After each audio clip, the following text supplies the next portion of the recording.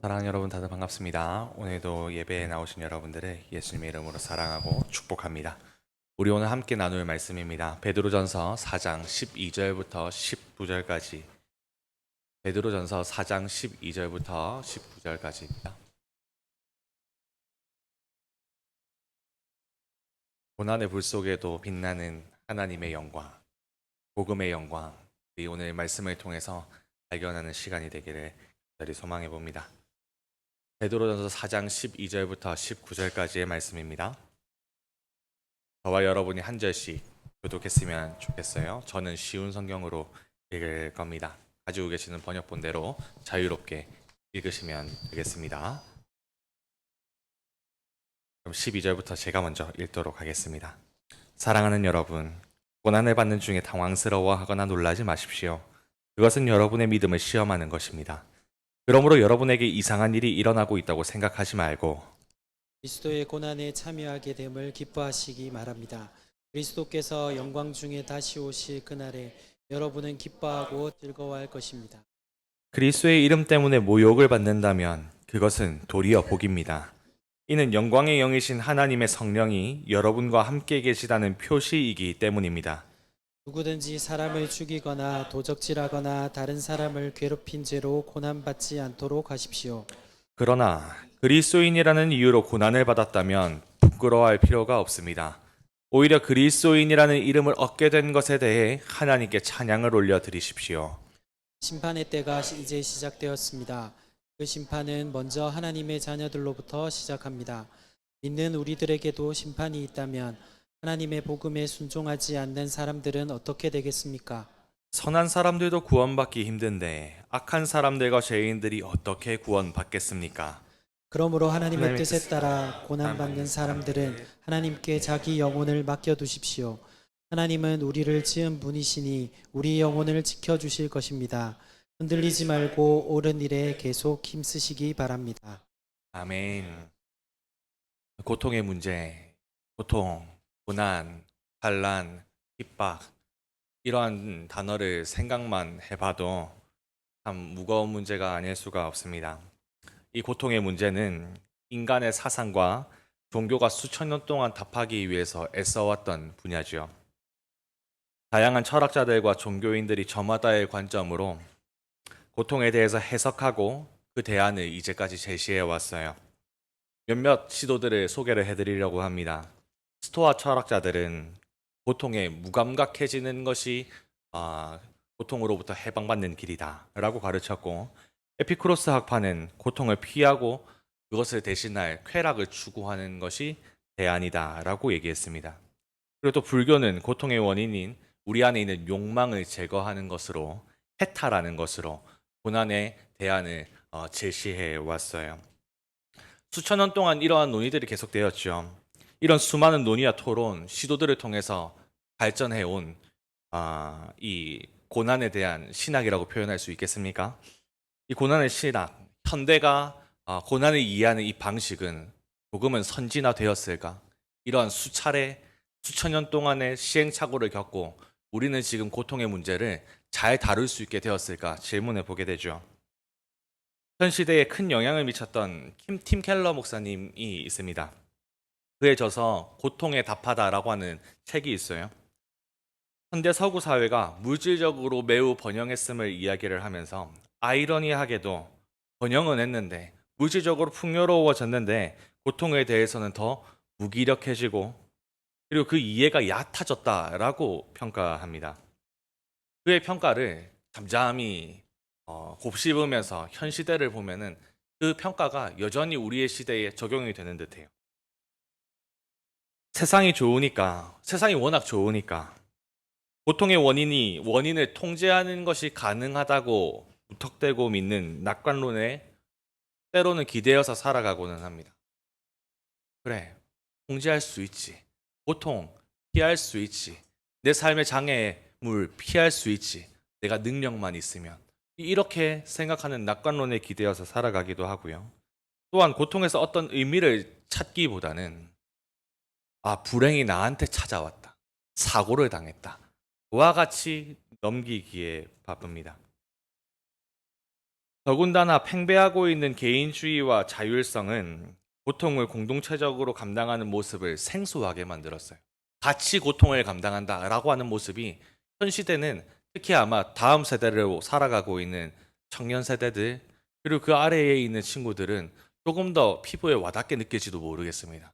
같이 친구와 함께 고통을 감당한다? 굉장히 생소하죠. 그래서 결국 어떻게 되었습니까? 고통을 당하는 개인은 그 짐을 오로지 혼자 짊어져요. 그 수많은 감정장애들이 터져 나오고 있는 현 시대의 상황들을 보십시오. 호소하는 것이 전부고 신음하는 것이 전부인 것처럼 보입니다. 이것이 현대 사회의 이면이다라고 얘기를 할 수가 있겠어요. 그렇다면 무엇입니까? 결국 수천 년 동안 해당 주제에 대해서 대답하기 위해서 이렇게 애써 왔는데 고통, 고난은 여전히 우리 앞에 꿈쩍하지 않는 큰 산처럼 자리를 잡고 있다, 서 있다라고 이야기를 할 수 있는 것입니다.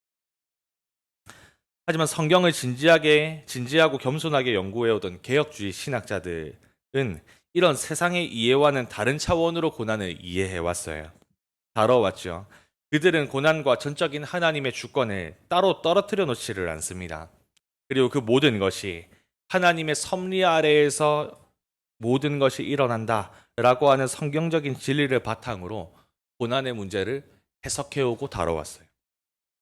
개혁주의의 신학의 길을 열었던 선생님이죠. 칼빈 종교개혁자입니다.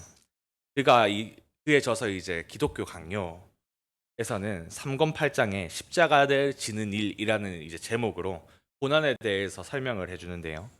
고난을 우연히 찾아오는 비극 정도로 생각하지 않습니다. 주권자 하나님의 지혜로운 섭리 가운데 허락되었다. 우리가 비록 그 목적들을 다 알 수 없지만 하나님께서 하나님의 주권 가운데 이 일들이 일어났다. 우리는 신앙으로 이 고통의 문제를 바라봐야 한다라고 가르쳐 줍니다. 오늘 살펴볼 우리 베드로전서 4장 12절부터 19절. 이러한 개혁주의의 고난의 이해의 바탕이 되는 구절이죠. 베드로는 신실한 성도들이 이 세상에서 경험하는 고난을 어떻게 해석해야 하고 어떻게 바라봐야 하고 어떻게 반응해야 하는지를 그리고 또 그 고난 속에서도 사그라들지도 않고 그 영광의 광채를 계속해서 뿜어내는 그리스도의 복음을 소개합니다. 그의 가르침을 통해 우리도 고난 속에서도 흔들리지 않는 소망과 기쁨을 발견할 수 있다면 고통이 많은 우리들의 삶 속에도 우리가 흔들리지 않고 하늘 소망을 쫓아 걸음 한 걸음 나아갈 수 있지 않겠어요? 12절부터 16절까지를 한번 살펴보도록 할 겁니다. 성도들이 믿음으로 고난을 어떻게 반응해야 하는지를 가르쳐 주는데요. 성경은 믿음의 눈으로 미래를 내다보는 것, 또 믿음으로 진리로 현재를 재해석할 수 있도록 우리에게 도움을 줍니다. 오늘 12절이 베드로가 이야기하는 사랑하는 여러분이라고 하는 말로 시작하죠. 깊은 애정을 담아 따뜻하게 성도들을 부르고 있어요.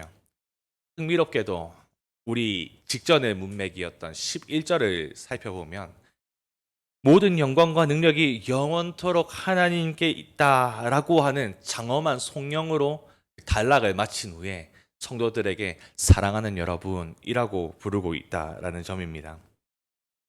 베드로가 성도들의 이러한 하나님으로부터 모든 능력과 모든 영광이 하나님께 세세토록 있습니다 라고 장엄한 송영을 마쳤던 그 영광을 받으시는 하나님이 능력 있으신 하나님의 사랑을 받는 성도들이라는 사실을 이 편지를 받는 수신자들에게 일러주는 것이죠.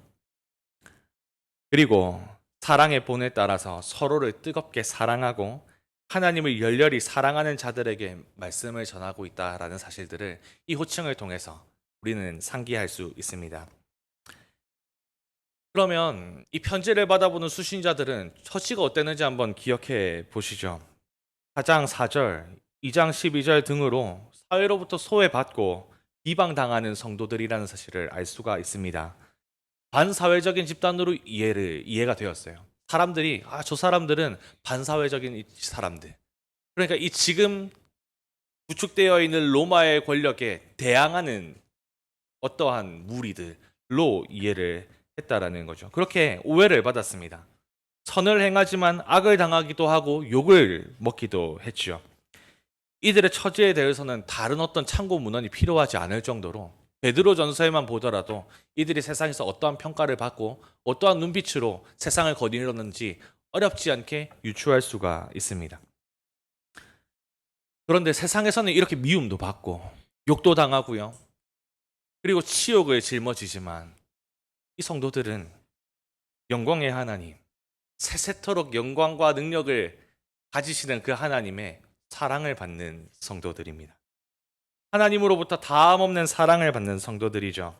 이들은 그 영광의 예수 그리스도의 발자취를 쫓아가는 사람들이 뿐만이 아니라 세례를 통해 그리스도와 함께 연합한 자들입니다. 그리고 그 영광을 함께 누릴 자들이다라고 하는 것을 문맥과 사랑하는 여러분이라고 하는 이 대목에서 우리는 다시 한 번 더 기억해 볼 수가 있죠. 이 사랑하는 성도들에게, 하나님의 사랑을 받는 성도들에게 베드로가 꽤나 충격적인 이야기들을 하고 있어요. 이어지는 12절과 13절은 고난받는 것을 당황스러워하거나 놀라지 말라. 그리고 도리어 기뻐하십시오 라고 당당하게 이야기를. 도대체 이렇게 권면할 수 있는 그 마음의 뭐라고 그래야 될까요? 저는 참 궁금하더라고요. 어떻게 고난을 받고 고난을 당황스러워하지도 말고 도리어 기뻐하라고 하는지, 오히려 기뻐하라고 당당하게 성도들에게 외칠 수 있는지 참 그 마음이 궁금하지 않습니까? 그 당당함의 근거, 바로 믿음의 눈으로 미래의 일을 내다보기 때문입니다. 미래의 일을 내다보기 때문이죠. 먼저 낯설다라고 하는 표현을 좀 살펴볼까요? 오늘 놀라지 말고 당황스러워하지 마십시오 라는 단어가 낯설다라고 하는 단어인데, 베드로전서에서 꽤나 중요한 은유로 사용되는 단어입니다. 현재 서두에서부터 1장 1절에 성도를 세상이 낯설기만 한 나그네로 표현을 했어요. 그리고 세상도 4장 4절을 보니까 이 나그네로 살아가는 성도들이 낯설다, 이상히 여겨 비방한다, 낯설어서 비방한다 라고 이야기를 하고 있어요. 이는 같은 땅을 딛고 살아가고 있지만 세상을 살아가는 사람들과 성도가 그 정체성과 소속이 다르다라고 하는 것을 보여주고, 정체성과 소속이 다르기 때문에 이 땅에서 살아가는 모습도 당연히 자연스럽게 다르다라고 하는 사실을 우리에게 알려줍니다. 그러니 그리스도인에게 고난은 낯설 수가 없죠. 세상 사람들과 정체성과 그 소속이 다르니까요. 앞서 언급했던 것처럼 성도는 곧 그리스도께서 가셨던 길을 따라가는 자들입니다. 그와 연합한 자들이죠. 베드로전서가 주님께서 먼저 걸으셨던 고난의 길에 대해서 풍성하게 이제까지 설명해 왔잖아요. 그의 고난은 갑자기 사고처럼 당했던 불의의 사고가 아니었어요. 창세전부터 예정되어 있었던 고난입니다. 그리고 우리는 고통이나 고난이 찾아오면 우리는 수동적으로 반응할 수밖에 없죠. 수동적으로. 사고가 찾아왔으니. 그런데 예수님께서는 그와 같이 고난을 당하지 않으셨어요. 어떻게 고난 당하셨습니까? 불의한 우리를 대신해서 분명한 목적을 가지고 우리를 하나님 앞으로 인도하기 위해 고난의 길을 자원해서 걸었다라고 이야기를 합니다. 그리고 베드로전서를 조금 더 기억해 보시죠. 그리스도의 고난의 길이 어디로 이어져 있는지, 그가 걸으셨던 고난의 길이 어떠한 결말로 이어졌는지, 1장 11절의 말씀을 다시 한 번 더 기억해 보면 구약의 선지자들은 성령을 통해 그리스도께서 당하실 고난과 그 뒤에 올 영광에 대해서 예언했다고 이미 밝힌 바가 있습니다. 3장 22절, 고난 이후 지금 그리스도께서는 고난의 길을 통과하시고 난 뒤에 지금은 어디에 계십니까? 승천하셔서 모든 천사와 권세를 능력으로 다스리고 계시는 영광의 주님이라고 선언하잖아요. 주님께서 고난의 길을 걸으시고 그 결말이 영광이라고 베드로전서가 계속 이야기를 하잖아요. 그렇다면 그리스도의 길을 뒤따라서 걸어가고 있는 그리스도와 연합한 성도들은 어떻습니까? 성도들의 이야기는 어떠한 결말을 맞이하게 될까요? 우리는 어렵지 않게 추측할 수 있죠. 베드로전서가 풍성하게 설명했던 것을 뒷받침해서 말입니다. 세상의 마지막, 모든 것을 결산하고 심판하는 날이 시작되었다고 베드로가 목 놓아서 외쳤던 것처럼 그 마지막 날은 그리스도께서 영광 중에 다시 오시는 날. 1장 7절에 주님께서는 자신을 따라 걸어온 성도들을 위해 칭찬과 영광과 존귀를 가지고 오신다고 이야기를 했습니다. 그리고 13절에서 얘기했던 것처럼 그날에 영광 중에 그리스도께서 칭찬과 존귀와 영광을 우리에게도 가져다 주실 것이니까 이 사실을 믿는다면 우리도 기뻐하고 즐거워할 수가 있겠죠. 그 소망으로 인해 고난 속에 있는 지금도 기뻐하고 즐거워할 수 있는 것입니다. 베드로의 이야기를 조금 더 살펴보죠. 이어지는 14절을 봅니다. 그리스도의 이름 때문에 받는 모욕을 도리어 복이라고 이야기를 하죠. 치욕을 당하면 도리어 복으로 여기라고 베드로가 가르치잖아요. 이 반전이 도대체 또 어디서 일어납니까? 믿음의 눈을 들어서 고난을 받는 성도 위에 임하고 계시는 성령을 보면 가능해지는 재해석이에요. 우리는 고난을 당하면 쉽게 낙심하고 절망하고 신음할 수밖에 없지만 오늘 베드로가 우리에게 건네주고 있는 진리처럼 믿음의 눈을 들어서 고난당하고 있는 성도들의 머리 위를 보면 뭐가 있다라는 겁니까? 성령께서 함께하고 계시다라고 하는 이 사실이 보일 때에 우리는 또한 지금 고난 가운데 있을지라도 신음하고 있는 현재 상황 가운데서도 기뻐하고 즐거워할 수 있는 것입니다. 흥미롭게 여기서 성령을 거룩한 영, 하나님의 영으로 표현하지 않고 원어와 개역 개정은 뭐라고 표현을 하고 있냐면 영광의 영으로 번역을 하고 있어요. 앞선 논의와 같은 맥락 안에서 고난을 영광과 함께 연결시키려고 하는 의도겠죠. 그리고 또 성령께서 성도들에게 예비된 영광의 보증이 되어 주심으로 하나님의 약속, 그날에 마지막이 되면 너희가 그리스도와 함께 영광 가운데 있게 될 것이다 라고 하는 이 약속을 강화시키기 위한 목적일 것입니다. 조금 더 깊숙하게 살펴보면요, 함께 하신다 라고 하는 이 단어가 굉장히 좀 특별한 단어입니다. 이 단어의 뜻이 쉬다, 또 안식하다 라고 하는 뜻을 가지고 있는데요, 구약 성경은 하나님께서 자신의 백성인 이스라엘 중에 함께 거하시기 위해서 성막과 성전에 영광으로 거하셨다라고 출애굽기 40장, 열왕기상 8장을 통해서 우리는 살펴볼 수가 있어요. 차례대로 모세와 이스라엘이 하나님의 명령대로 성막을 다 짓고 난 후 봉헌식을 올리니까 영광의 구름이 성막 가운데 충만하더라 라고 하는 대목, 그리고 또 성전인 언약궤를 성전 안으로 들이니까 여호와의 영광으로 성전이 충만해졌다라고 기록하면서 하나님이 이스라엘과 함께 하신다라고 하는 것을 가시적으로 표현했어요. 그리고 성막에 가득한 하나님의 영광, 그리고 성전에 가득한 하나님의 영광을 볼 때에 백성들은 이것을 하나님이 진정으로 우리 중에 함께 하시는구나, 그냥 관념 속에 존재하는 하나님, 초월적인 하나님, 하늘에 계신 하나님 정도로만 이해하는 것이 아니라 이 초월적인 하나님은 오늘 이 땅을 딛고 살아가는 우리와 함께 하시는 하나님이구나, 이와 같이 이해했다라는 거예요. 그런데 이 구약의 역사를 찬찬히 살펴보면 안타까운 대목이 나옵니다. 에스겔 10장에 언약 백성들이 패역을 해요. 하나님과의 언약에 너무 불충실한 겁니다. 그러니까 여호와의 영광이 성전을 떠나는 장면이 에스겔 10장에 연출이 돼요. 안타깝게도 이후에 이 떠났던 하나님의 영광이 다시 성전으로 돌아왔다라고 하는 기록을 찾아볼 수가 없습니다. 다만 에스겔 43장과 같이, 그리고 뒤이어서 인용할 학개 2장에 나오는 말씀과 같이 나중에 다시 돌아오실 것이다 라고 하는 약속으로만, 말씀으로만 남아있을 뿐이죠. 그래서 유대인들이 포로기한 이후에는 예수님께서 이 땅에 오시기까지의 기간, 중간기라고 부르는 한 400년 정도의 기간을 하나님이 숨어 계시는 기간 정도로 이해를 했어요. 하나님이 없다는 아닌데 분명히 이전과는 다른 방식으로 함께 하신다라고 생각을 했습니다. 왜냐하면 이전에는 눈으로 보였거든요. 하나님의 임재가, 하나님의 영광이.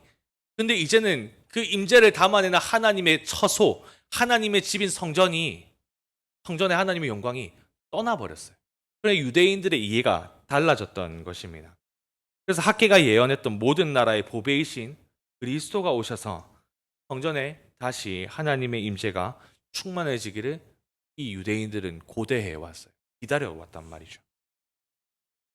이렇게 기다리던 하나님의 영광이 이 땅에, 특별히 이스라엘 중에 다시 귀환하는 것은 독생자 예수 그리스도로 먼저 실현이 되었어요. 요한복음 1장 14절, 말씀이 육신이 되어 우리 가운데 거하심에 우리가 그의 영광을 보니 아버지의 독생자의 영광이요 은혜와 진리가 충만하더라 라고 이야기를 하잖아요. 성육신하신 예수 그리스도를 표현하는 대목이죠. 하나님의 영광이 충만했고 언약 백성들과 함께 거하신다는 사실, 그리고 자신의 육신을 성전으로 빗대었다라고 하는 요한복음 2장 19절과 21절의 사실들을 좀 연결을 시켜보면, 지금 예수 그리스도를 통해서 에스겔이 예언했던 하나님의 영광이 다시, 하나님의 영이 다시 돌아올 것이다. 학개가 예언했던 다시 성전이 하나님의 영광으로 충만해질 것이다 라고 하는 이 예언이 실현됐구나 라는 것을 우리는 확인할 수가 있습니다. 그런데 우리가 잘 알다시피 그리스도께서 하나님의 영광을 그 몸에 다 담으시고 다시 이 땅을 거닐면서 언약 백성들 사이를 거니셨겠죠. 공생애를. 하지만 이 예수님도 이 땅을 떠나셨잖아요. 지금은 이 땅에 계시지 않지 않습니까? 그러면 이 땅에 하나님의 함께 거하신다라고 우리가 눈으로 확인할 수 있는 그 표시는 사라진 것인가? 라는 질문을 던질 수가 있습니다. 다행히 요한복음 14장에 나오는 부분들, 16장에 나오는 말씀들을 살펴보면 이 땅을 떠나실 거다라고 예수님이 제자들에게 말씀을 하시죠. 그리고 난 다음에 보혜사, 영원토록 함께 하실 성령을 보내실 것을 약속하셨어요. 예수님께서 이 땅을 떠난다라고 계속 얘기를 하니까 제자들이 절망하고 낙심했어요. 그러니까 예수님께서 내가 너희에게 이 말을 이름은 너희로 하여금 낙심하지 않게 합니다 라고 이야기를 하면서 성령에 대한 소식들을 계속 전해줍니다. 그리고 이렇게 위로하시죠. 오히려 내가 이 땅을 떠나고 너희를 떠나는 것이 너에게 더 유익하다. 성령 하나님께서 더 너희를 적절하고 탁월하게 섬겨 나가실 것이다 라고 위로를 합니다. 그럼 이러한 이해를 바탕으로 지금 고난받는 성도들 머리 위에 계시는 영광의 영, 성령을 한번 다시 이해를 해보십시오. 살펴보면 참 놀라운 말씀이 아닐 수가 없어요. 성육신하신 예수님을 이어서 하나님의 영광이 거하실 처소, 이제는 예루살렘 성전이 아니에요. 또 근방을 호령하고 있는 로마의 화려한 궁전도 아닙니다. 그리스도를 쫓아가는 그의 백성들 머리 위에 임하신다잖아요. 왜냐하면 그들이 하나님의 영광으로 충만했던 그리스도의 몸이고, 베드로전서 2장 5절에서 베드로가 얘기해 줬던 것처럼 하나님이 거하시는 처소, 성전, 거룩한 신령한 집이니까. 특별히 그리스도가 걸으셨던 고난의 길도 따라가는 백성들에게 그 결말을 확증이라도 시켜주려고 하는 것처럼 눈으로 너희들의 운명을 보아라, 확인해라 라고 뭔가 외치고 있는 것처럼 베드로가 성령이, 영광의 영이 너희 안에, 보이지 않는 너희 안에 있다라고 표현하지 않고 개역개정과 원문은 성도들 머리 위에 영광의 영이 함께 하신다 라고 이야기를 그럼 하나님의 영광, 가시적으로 보였던 하나님의 영광이 도대체 뜻하는 바가 뭔가? 백성들은 그 하나님의 보이는 영광으로 무엇을 누렸는가? 그분의 임재와 보호를 신했겠죠. 아, 하나님이 계시니까 우리가 인도함 받겠구나. 하나님이 지금 계시니까 우리를 보호하시겠구나. 라고 하는 것을 이제 느꼈을 것입니다. 비록 편지를 받아보는 소아시아의 성도들은 여기저기에 흩어져 살아가는 나그네들이었지만 하나님께서 지금 그들 가운데 함께 하시면서 그들을 빈틈없이 지키고 보호한다 라고 하는 것을 가득한 하나님의 영광의 영이 그 머리 위에 있는 것으로 확인했겠죠. 하나님은 이스라엘 안에서만 매여 있는 지역의 하나님이시구나. 그냥 이 민족의 하나님이시구나가 아니죠. 지금 편지를 받고 있는 성도들은 예루살렘에서 살아가고 있는 게 아니잖아요. 지금 소아시아에 여기저기 흩어져서 살아가고 있잖아요. 여기는 도시도 아니라 사실 시골이란 말입니다. 로마의 변방이에요. 근데 이곳에서도 하나님이 함께 하시더라. 만유의 주, 만왕의 왕이신 유일하신 하나님으로 로마 변방에 흩어져 있는 자신의 백성들을 잊지 않고 지키시더라. 라고 하는 것이 영광의 영이 너희들 머리 위에 있다. 라고 하는 이 위로가 주는 풍성함일 것입니다. 백성들은 예비된 영광을 얻기까지 그분의 능력으로 보호하심을 입어요. 말씀이 선언하는 바와 같이 지금 고처에 흩날리고 있는 그리고 펄럭이고 있는 로마의 깃발은 꽃이 시드는 것처럼 영원하지 않습니다.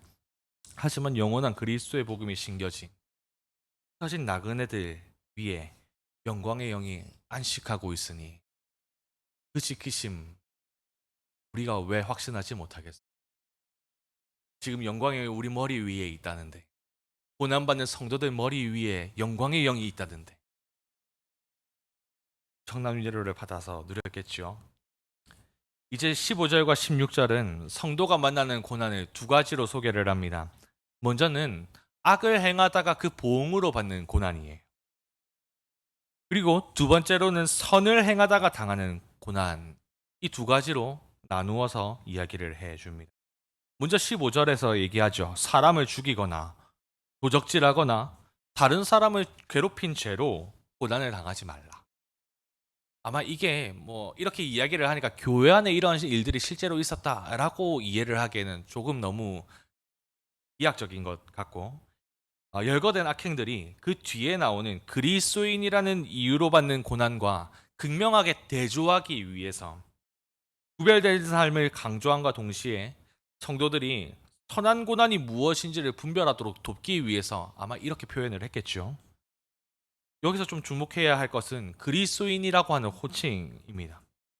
이는 초대 교회의 성도들이 스스로를 부를 때 사용했던 호칭이 아니라 세상이 붙여준 호칭입니다.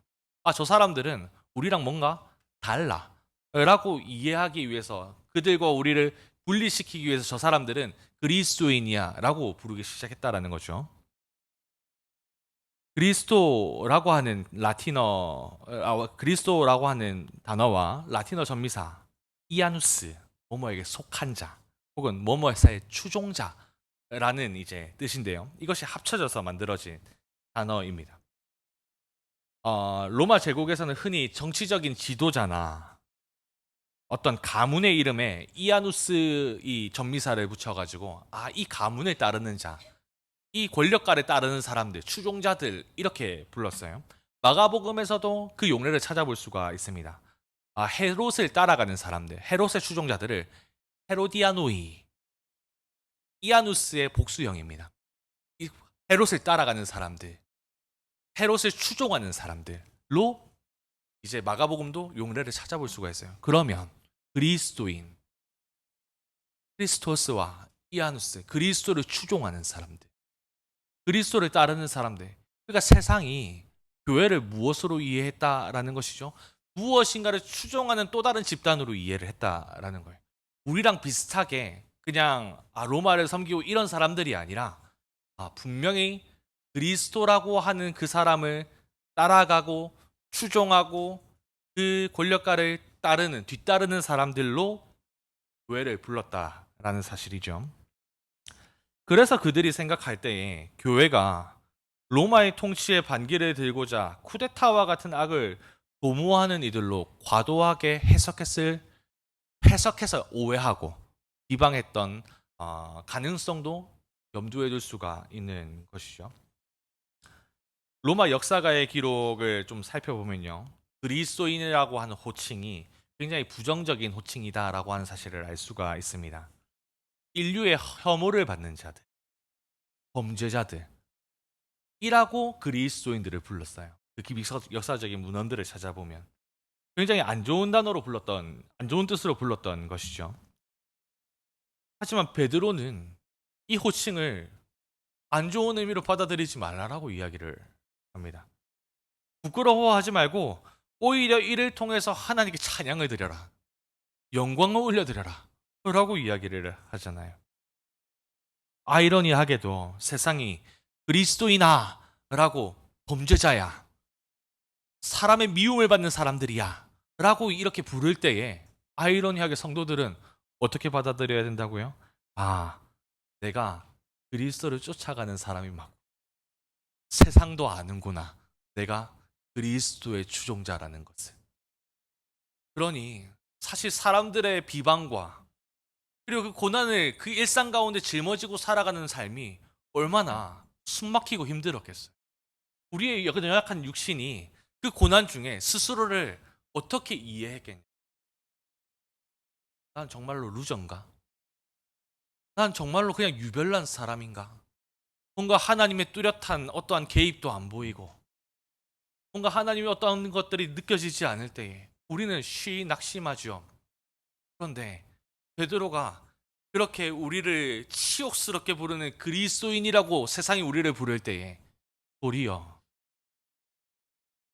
나 정말로 예수님의 길을 걸어가고 있는 사람이 맞구나. 그리고 소망을 기억해야죠. 그 예수님이 지금 영광 가운데 계시니까 내가 이 길을 피한치 않고 걷기만 하면 내가 그리스도와 함께 영광 가운데 참여, 영원토록 이 그리스도와 영광 중에 함께 즐거워하겠구나. 이것을 가지고 우리가 하나님께 찬양하고 하나님께 도리어 영광을 돌릴 수 있다라고 성경은 얘기를 하잖아요. 오늘 베드로가 마지막으로 17절부터 19절 이렇게 이야기를 합니다. 또 심판의 때를 상기시켜요. 앞서서도 4장에 계속 말세에 대한 이야기들, 세상의 끝, 결산하는 날 계속해서 반복해 왔거든요. 오늘 17절에서도 심판하는 때가 또 이르렀다, 시작되었다라는 사실을 다시 한 번 더 상기시킵니다. 그리고 성도들로 창조주 하나님으로부터 눈을 돌리지 말고 선을 행하는 가운데 고난을 짊어지는 일을 그치지 말라고 17절부터 19절까지 격려하고 있어요. 자세히 살펴보죠. 성경의 선언처럼 심판이 이미 시작되었습니다. 예수님이 달리셨던 십자가를 기억해보면 심판이 시작되었다라는 사실 알 수가 있죠. 그 십자가는 분명히 은혜의 십자가입니다. 우리한 우리를 위해서 대신해서 달리신 십자가니까요. 긍휼의 십자가죠.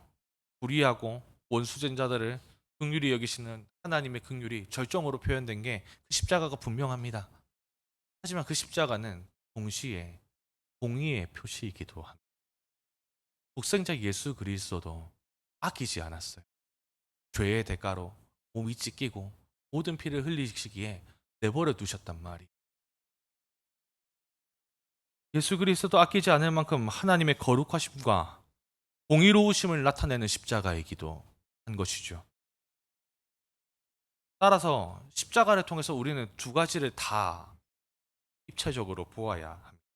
마지막 심판 때에 하나님의 긍휼을 입어서 그 품에 안길 자들, 어린 양과 혼인잔치를 하면서 영원토록 그리스도와 함께 왕노릇할 자, 은혜로만 된 일이라서 그 긍휼이 여기심의 예고편이죠. 동시에 공의로우심의 예고편이기도 합니다. 땅이 어떠한 심판을 받을 것인가. 죄의 대가가 예수 그리스도도 그렇게 처참하게 십자가에 매달렸다면, 독생자 예수 그리스도도 그렇게 공의대로 세상 죄를 다 뒤집어 쓰시고 죄의 값을 그렇게 달게 치르게 하셨다면, 이 땅에 임할 하나님의 공의로운 심판은 뭘까? 를 생각해 볼 수밖에 없는 것이죠.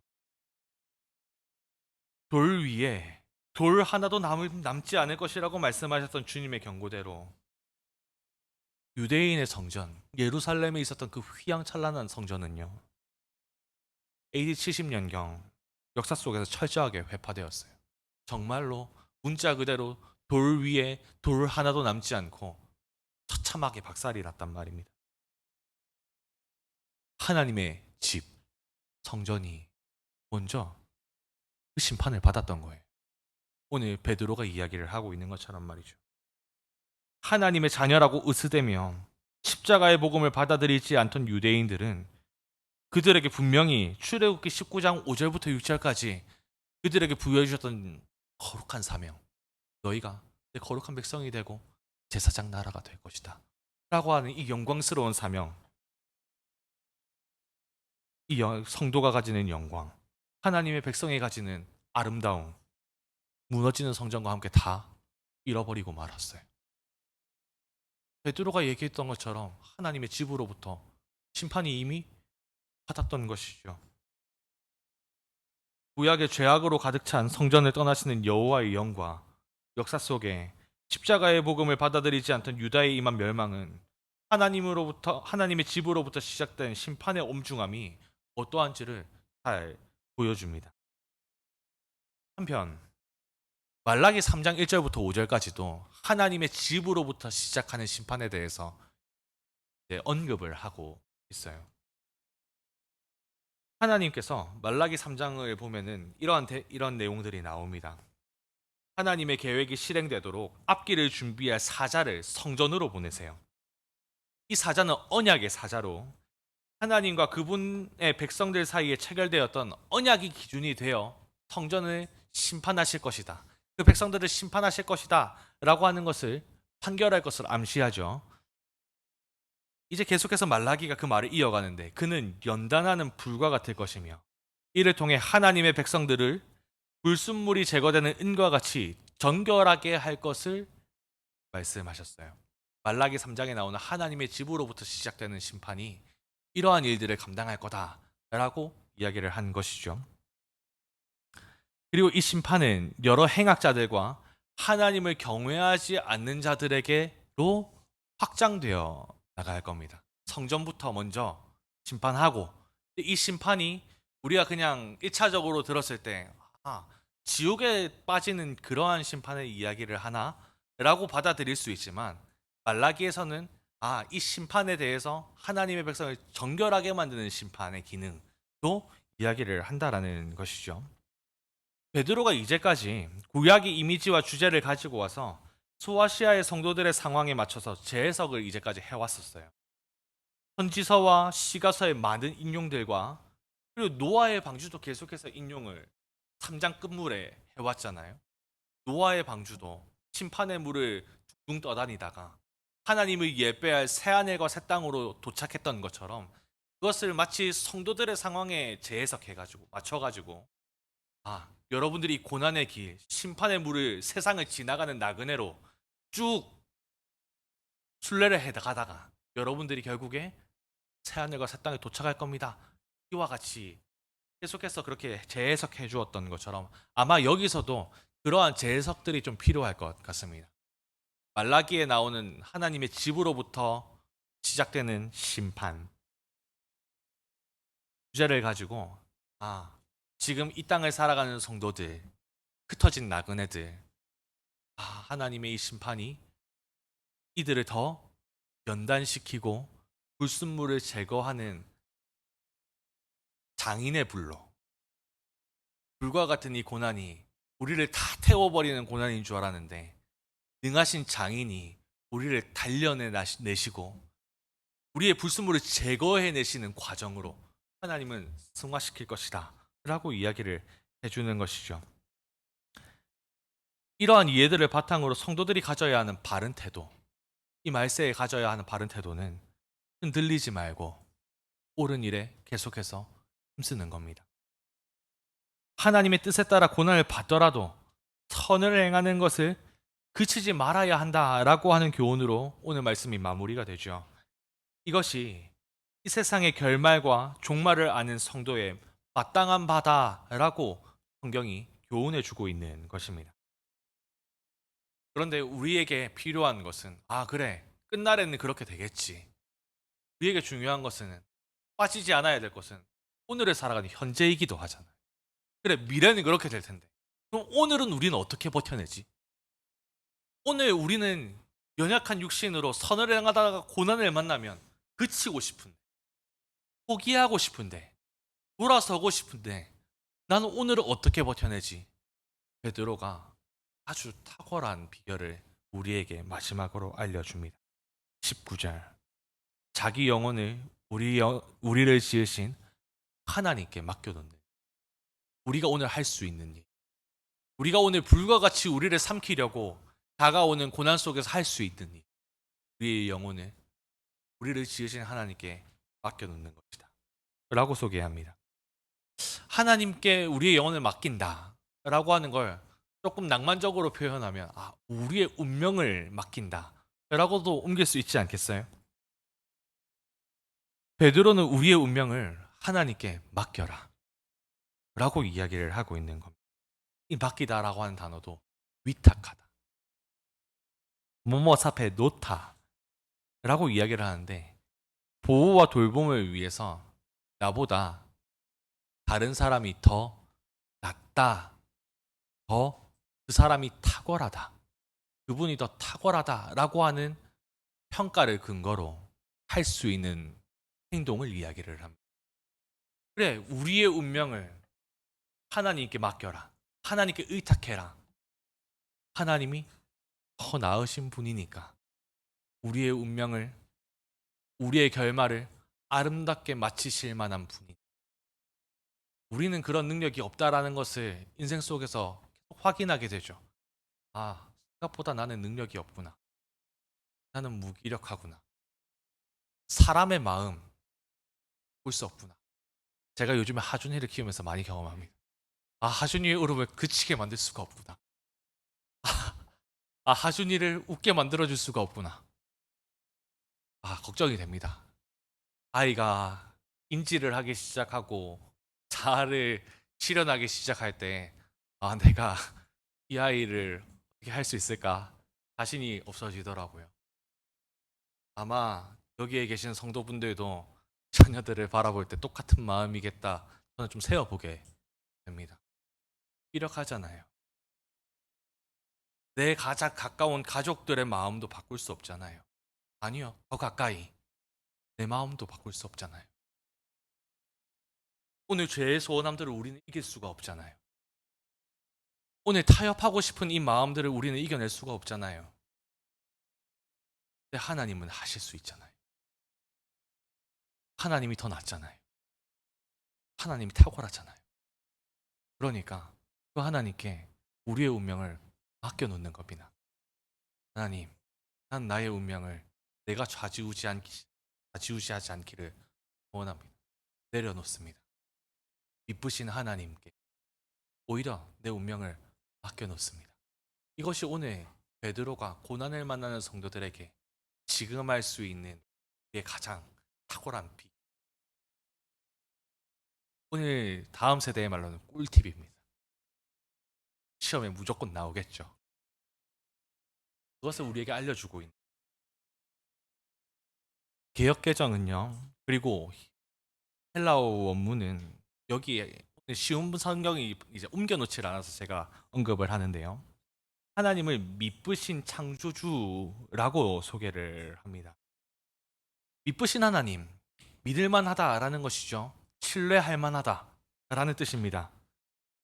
이 미쁘신 하나님은 앞선 의탁의 의미와 굉장히 조화롭죠. 이미 가치 판단이 끝났잖아요. 더 나은 분으로, 우리보다 더 나은 분. 그러니 의탁하다라는 이 단어와 미쁘시다라는 단어는 굉장히 조화롭습니다. 그렇다면 우리에게 질문이 하나 남죠. 그럼 왜 하필 창조주일까? 왜 하나님을 창조주라고 표현하고 있을까? 그것을 한번 추적해 보고자 합니다. 창조주라는 말은 이 땅을 지으셨다, 이 땅을 만드셨다라는 뜻이죠. 말씀으로 이 세상을 지으신 하나님께서는 지금도 만유 가운데 계세요. 만물을 그의 말씀으로 지탱하고 있다라고 성경은 곳곳에서 증언합니다. 그분은 자신의 뜻에 따라 땅에 질서를 놓는 분이에요. 만물을 설계하셨고 설계대로 만드셨을 뿐만 아니라 지금도 그렇게 유지시키고 나가고 계시는 분이 창조주다라고 하는 이 표현이 가지고 있는 의미입니다. 비록 죄로 인해서 하나님의 형상이 이 땅 가운데 하나님의 형상이 훼손이 되었죠. 그런데 여전히 이 창조 세계를 돌보시는 하나님의 온기가 식지 않았어요. 마태복음 6장 하늘 아버지께서 참새, 백합화도, 심지어 내일 아궁이에 던져질 들풀도 하나님이 기르시고 돌보신다잖아요. 먹이신다잖아요. 하물며 그보다 귀한 하나님의 백성은 지키고 돌보시지 않겠어요? 베드로는 의도적으로 하나님을 오늘 창조주라고 표현합니다. 그렇게 언급하면서 얼마든지 우리의 운명을 확신 가운데 맡길 만한 탁월한 분으로 하나님을 소개해 주어요. 성도가 이 하나님에 대한 믿음 안에서 뜨거운 불과 같은 고난의 길을 걸어가 가면서도 들리지 않을 수 있는 비결이 이 하나님께 우리의 운명을 맡겨드릴 때 가능하다라는 소망을 가질 수가 있겠죠. 이제 설교를 정리하고자 합니다. 베드로는 하나님의 뜻대로 고통을 짊어지며 살아가는 신실한 성도들에게 고난의 불에도 그리스도의 복음만이 안겨다 줄 수 있는 빛나는 위로를 오늘 소개해 줘요. 고난이 그냥 불의의 사고가 아니라잖아요. 고난의 의미가 있다잖아요. 우리는 오늘 고난을 만나면 왜 나에게만 이런 일이, 마치 고난을 통해서 우리가 잊어질 수 없다고 믿는 사람처럼. 우리는 그렇게 할 만한 능력이 없죠. 우리가 장인이라면. 우리의 운명, 우리가 결정 지어야 한다면 우리는 그 고난을 핸들할 수 있는 능력이 없지만, 우리가 미쁘신 창조주께 우리의 운명을 맡겨드린다면 우리의 운명을 빚어나가시고 우리의 운명을 그 결말로 안전하게 옮겨다 주실 수 있는 분은 장인이 하나님이라는 소리죠. 그러면 아무리 뜨거운 고난의 불도 탁월한 장인의 손에서 우리의 불순물을 제거해내고 우리를 연단시키는 선한 통로로 협력하여서 하나님이 넉넉하게 선을 이루어 주시겠죠. 로마서 8장 28. 그가 사랑하는 자, 곧 그의 뜻대로 부르심을 입은 자들에게는 모든 것이 협력해서 선을 이룬다잖아요. 오늘 우리의 마음을 깨뜨리는 그 고난도 하나님보다 크지 않죠. 크신 하나님이 우리를 잊어나가신다 라고 한다면 우리는 고난 속에서도 소망을 찾을 수가 있겠죠. 그렇다고 아프지 않은 건 아니니까요. 신음하고 눈물 흘리겠죠. 하지만 그 마음에 말미암은 소망이 세상 어느 곳에서도 찾을 수 없었던 그 소망이 수천 년 동안의 해석과 대안과 토론과 논의를 통해서 지금 고난의 신학이 현대를 어떻게 주무르고 있는지, 현대가 고난을 조금이라도 조금 더 잘 능숙하게 대할 수 있게 되지 않았다. 번영이 결국 우리에게 그러한 방법들을 알려주지 못했다. 그게 오늘 우리가 고난에 대한 태도에서 여실히 드러나잖아요. 고난 앞에서는 여전히 우리는 무력할 뿐이고, 그렇다면 오늘 베드로가 선언하고 선포하는 이 말씀 속에서 우리는 소망을 찾을 수 있게 되는 하나님의 능하심 안에서 우리를 넘어뜨리려고 하는 악의가 담긴 고난, 악. 특별히 지금 베드로 전서가 만나고 있는, 수신자들이 만나고 있는 고난은 악이거든요. 세상의 악이에요. 이들이 만나고 있는 고난은 세상이 저 사람들 너무 낯설어, 저 사람들 보니까 내 악함이 드러나 라고 하니까 자신의 악함을 따라서 비방하고 욕을 하고 불이익을 주는 그러한 고난이란 말이에요. 악의가 한껏 담겨 있단 말입니다. 그런데도 불구하고 그 고난은 목적을 달성하지 못할 거예요. 우리는 미쁘신 창조주의 지키심과 돌보심을 신뢰하고 확신하면서 시편 23편 4절 다윗이 고백하는 것, 사망의 음침한 골짜기로 내가 다닐지라도 해를 두려워하지 않음. 막대기가 나를 안하시고 하시니까. 이런 믿음 안에서 베드로의 편지를 받아보았던 성도들은 로마가 안겨다 주리라 약속하는 현세적인 가치와 영화에 자신의 운명을 내맡기지 않았어요. 하나님께 모든 운명을 걸었습니다. 그런데 이게 말처럼 쉽지 않다라고 하는 것을 우리가 또 한번 기억할 필요가 있지요. 성경은 낭만을 이야기하는 책이 아니잖아.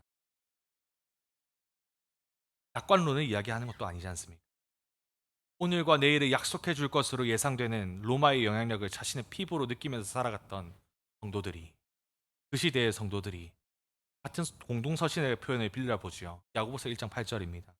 야고보서의 말씀처럼 두 마음으로 갈라졌다 라고 하는 이 진술이 사실 놀랍지 않잖아요.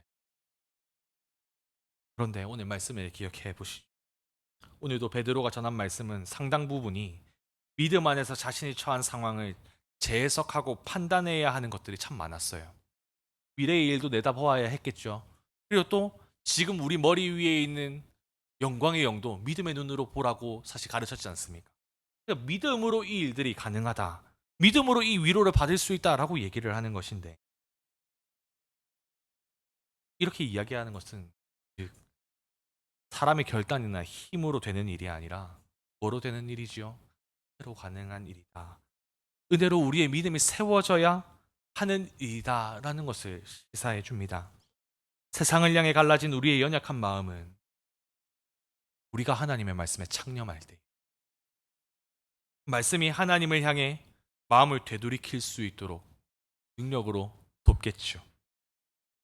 미쁘신 창조주를 하나님을 향해 부르짖고 기도할 때에 신실하게 돌보시는 손길로 응답하시는 하나님의 손길을 경험하고 말씀대로 살아갈 수 있도록 넉넉하게 도우겠지요. 우리가 말씀과 기도를 지킬 때, 말씀과 기도가 거룩한 경주를 마치기까지 우리를 지켜주겠죠. 사랑하는 후세대 교회 성도 여러분, 하나님의 말씀에 나타난 약속을 신뢰하면서 주어진 일상 속에 선을 행하기를 그치지 말아야 합니다. 선을 행하다가 비록 고난이 찾아오고 선이 되려 악으로 되돌아올지라도 오늘 말씀처럼 낯설어 마십시오.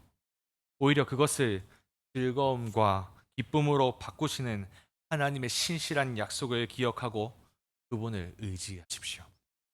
그리고 영원한 영광으로 이르기까지 고난의 길을 주님과 함께 울고 웃으면서 한 걸음 한 걸음 하루하루 끝까지 걸어가는 그리스도인이 되기를 간절히 소망해 봅니다.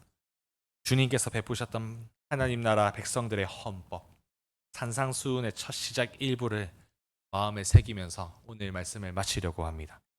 마태복음 5장 1절부터 12절입니다. 복이 있다, 이런 자들에게 복이 있다라고 예수님이 가르쳐 주신 내용이죠. 다 같이 한번 읽어보도록 하겠습니다. 의롭게 사려고 하다가 박해를 받는 사람은 복이 있다. 하늘나라가 너희 것이다. 사람들이 나 때문에 너희를 모욕하고 온갖 나쁜 말을 할 때 너희에게 복이 있다. 기뻐하고 즐거워하여라. 하늘에서 너희의 상이 크다. 너희보다 먼저 살았던 예언자들도 이처럼 박해를 받았다. 우리 이 시간 함께 기도했으면 좋겠습니다. 고난의 불 속에도 그리스도의 복음은 우리에게 빛나는 위로를 주고 소망을 줍니다. 우리 미쁘신 하나님께 우리의 운명을 맡겨드릴 수 있도록 우리의 연약한 믿음을 붙들어 달라고. 주여 이름 부를 때마다, 기도할 때마다 우리의 마음을 감동시켜 달라고. 주의 말씀을 일상 속에 대할 때마다 그 생명력이 우리의 마음 가운데 경험될 수 있도록 도와달라고. 우리 이 시간 펼쳐질 우리의 일주일의 일상을 놓고 기도했으면 좋겠습니다. 기도하겠습니다.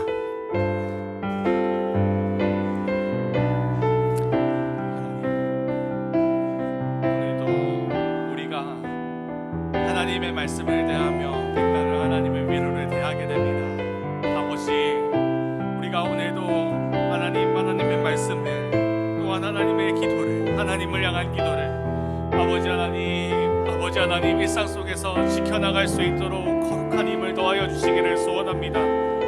불과 같이 우리를 다 태우기 위하여서 우리를 삼키려고 다가오는 고난을 마주할 때에 하나님, 우리의 두 다리는 떨리고 우리의 영혼은 신음하며 하나님, 답답함에 우리는 하나님 앞에 신음을 쏟아낼 수밖에 없는 무기력한 존재들임을 고백합니다.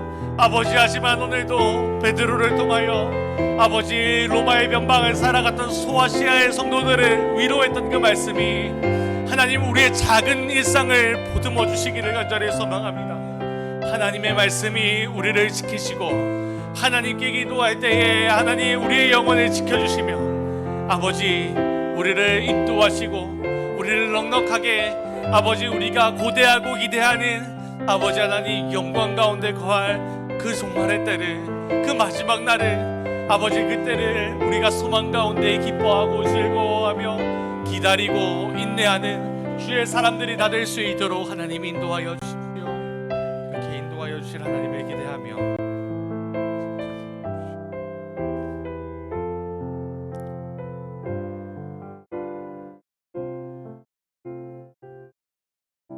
예수 그리스도의 이름으로 다 함께 기도했습니다.